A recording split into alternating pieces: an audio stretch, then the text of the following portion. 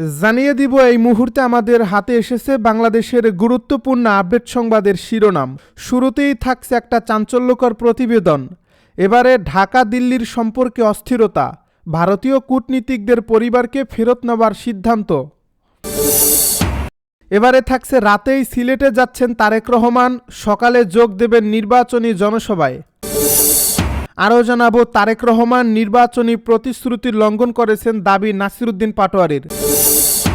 এদিকে জিয়াউর রহমানকে হত্যার মাধ্যমে বিএনপিকে ধ্বংসের চেষ্টা করা হয়েছিল দাবি বিএনপি নেতা খন্দকার মোশাররফের। সব শেষে জানিয়ে দিব ত্রয়োদশ জাতীয় নির্বাচনে প্রতিদ্বন্দ্বিতায় প্রায় 2000 প্রার্থী। এতক্ষণ শুনছিলেন হাতে থাকা আপডেট সংবাদের শিরোনাম, এবারে বিস্তারিত। তবে তার আগে অনুরোধ রইল ভিডিওটিতে একটি লাইক এবং কমেন্ট করে জানিয়ে দিন ভিডিও সম্পর্কে আপনার মূল্যবান মতামত। আরও জানিয়ে দিন ভিডিওটি কোথা থেকে দেখছেন বা কোন জেলা থেকে দেখছেন। ঢাকা দিল্লির সম্পর্কে অস্থিরতা, ভারতীয় কূটনীতিকদের পরিবারকে ফেরত নেওয়ার সিদ্ধান্ত। বাংলাদেশ ও ভারতের মধ্যকার বর্তমান কূটনৈতিক সম্পর্ক এক চরম উত্তেজনাকর পরিস্থিতির মধ্য দিয়ে অতিবাহিত হচ্ছে।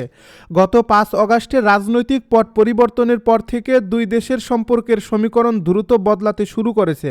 এরই প্রেক্ষিতে নিরাপত্তাজনিত উদ্বেগের কারণে বাংলাদেশে কর্মরত ভারতীয় কূটনীতিক ও কর্মকর্তাদের পরিবারের সদস্যদের সাময়িকভাবে দেশে ফেরত পাঠানোর সিদ্ধান্ত নিয়েছে ভারত সরকার। মঙ্গলবার রাতে ভারতীয় পররাষ্ট্র মন্ত্রণালয়ের একটি সূত্র নিশ্চিত করেছে যে নিরাপত্তার এই সতর্কতামূলক ব্যবস্থা নেওয়া হলেও ঢাকায় হাইকমিশন ও অন্যান্য কনসুলার মিশনগুলোর কার্যক্রম স্বাভাবিক ও কার্যকর থাকবে।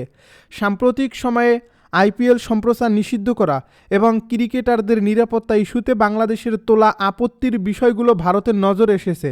এছাড়া দিল্লিতে অবস্থানরত বাংলাদেশের ক্ষমতাচ্যুত প্রধানমন্ত্রী শেখ হাসিনাকে দেশে ফিরিয়ে আনার আইনি প্রক্রিয়া এবং সেখান থেকে তার দেওয়া বিভিন্ন রাজনৈতিক বক্তব্যকে কেন্দ্র করে দুই দেশের সম্পর্কের টানাপোড়েন এখন তুঙ্গে।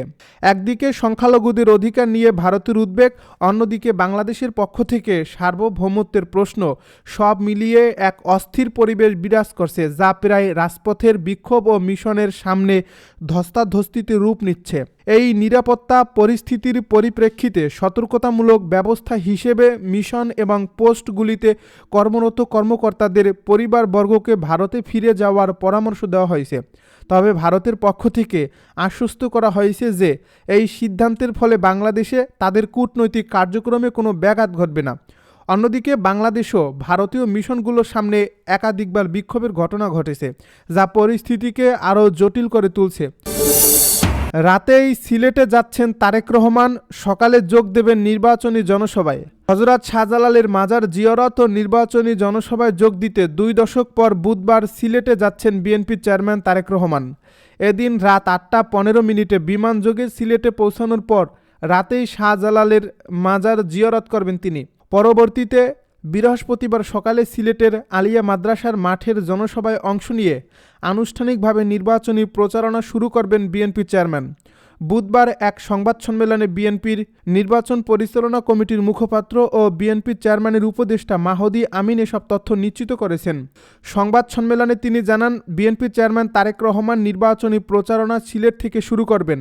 আজ রাত 8টা 15 বিমানযোগে তিনি সিলেটে পৌঁছাবেন।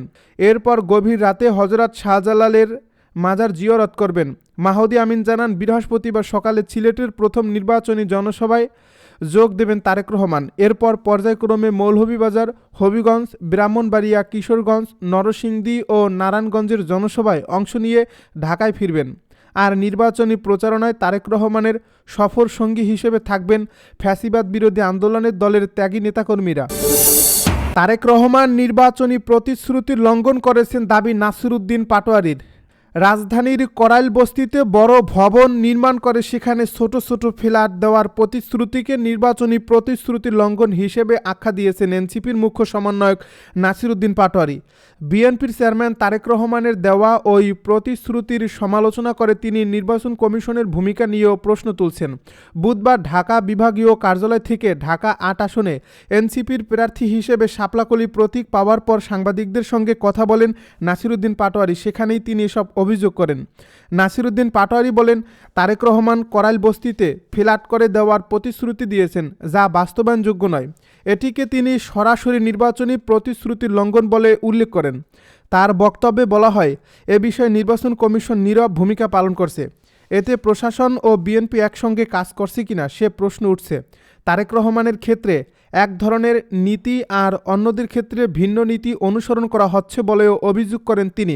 এ সময় বিএনপির ফ্যামিলি কার্ডসহ বিভিন্ন প্রতিশ্রুতিরও সমালোচনা করেন নাসিরউদ্দিন পাটোয়ারি।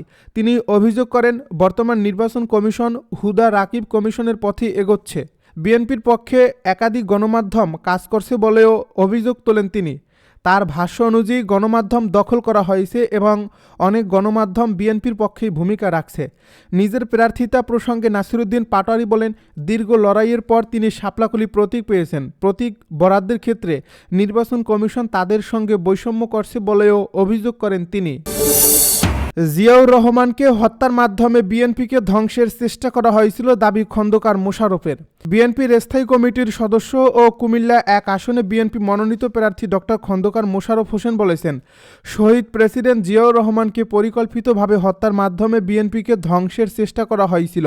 তারা বাংলাদেশকে হত্যা করতে চেয়েছিল, কিন্তু বেগম জিয়া তাদের চেষ্টাকে ব্যর্থ করে বাংলাদেশে বিএনপিকে সুপ্রতিষ্ঠিত করে গেছেন। বিএনপিকে জনগণের দলে পরিণত করেছেন। বিএনপি শুধু রাজনৈতিক দল না, বিএনপি এদেশের মানুষের আস্থার ঠিকানা। মঙ্গলবার সন্ধ্যায় কুমিল্লা দাউদকান্দিতে উপজেলা বিএনপি আয়োজনে শহীদ প্রেসিডেন্ট জিয়াউর রহমানের 90তম জন্মবার্ষিকী উপলক্ষে আয়োজিত আলোচনা সভায় প্রধান অতিথির বক্তব্যে তিনি সব কথা বলেন। মোশাররফ হোসেন বলেন, শহীদ প্রেসিডেন্ট জিয়াউর রহমান ঢাকা বিশ্ববিদ্যালয়ের একটি অনুষ্ঠানের আমার বক্তব্য শুনে আমাকে বিএনপির প্রথম ছাত্র বিষয়ক সম্পাদক করেছিলেন।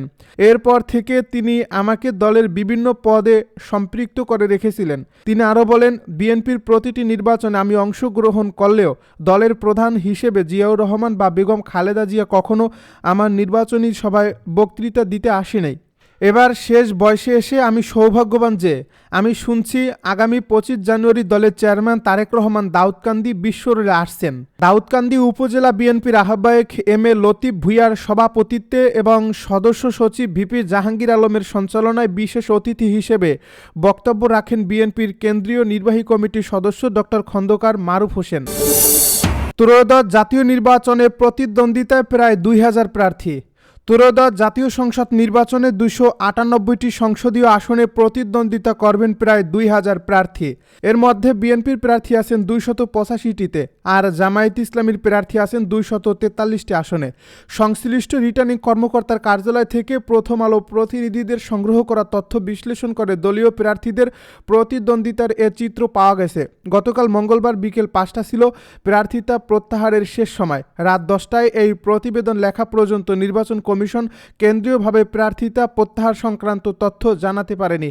মোট কতজন প্রার্থিতা প্রত্যাহার করেছেন, কতজন প্রতিদ্বন্দ্বিতা করেছেন, কোন দলের কত প্রার্থী আছেন, সব তথ্য পাওয়া যায়নি। দলীয় সূত্রে বিএনপি ও জামায়াত ইসলামীর প্রার্থীর সংখ্যা জানা গেছে। আগামী 12 ফেব্রুয়ারি 300 সংসদীয় আসনে ভোট গ্রহণ করা হবে।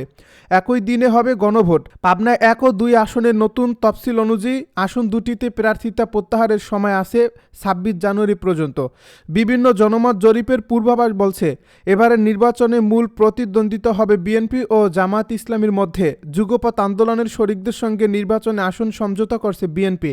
যে আসনগুলোতে ধানের শীষের প্রার্থী নেই সেগুলোতে সমঝোতার ভিত্তিতে শরিকদের প্রার্থী রাখা হয়েছে। আবার অনেক আসনে দলীয় মনোনয়ন না পেয়ে বিএনপির নেতারা স্বতন্ত্র প্রার্থী হয়েছেন। অন্যদিকে জামায়াত ইসলামী সহ 10টি দল নির্বাচনী ঐক্য করছে। যেসব আসনে জামায়াত ইসলামীর দলীয় প্রার্থী নেই সেখানে নির্বাচনী ঐক্যে থাকা শরিক দলের প্রার্থী আছে। এবারে নির্বাচনে প্রতিদ্বন্দ্বিতা করতে 478 জন স্বতন্ত্র প্রার্থী সহ মোট 2569 জন মনোনয়নপত্র জমা দিয়েছিলেন। রিটার্নিং কর্মকর্তার বাছাইয়ে বাদ পড়েন 723 জন। এর মধ্যে নির্বাচন কমিশনে 417 জন প্রার্থিতা ফিরে পেয়েছেন। সব মিলিয়ে 1,500-এর বেশি প্রার্থী নির্বাচনে থাকছেন বলে জানা গেছে। তবে প্রত্যাহার শেষে মোট প্রার্থীর সংখ্যা এই প্রতিবেদন লেখা পর্যন্ত নিশ্চিত হওয়া যায়নি। প্রথম আলোর প্রতিনিধিদের পাঠানো এই তথ্য অনুযায়ী 273 আসনে চূড়ান্ত প্রার্থী আছেন 1667 জন।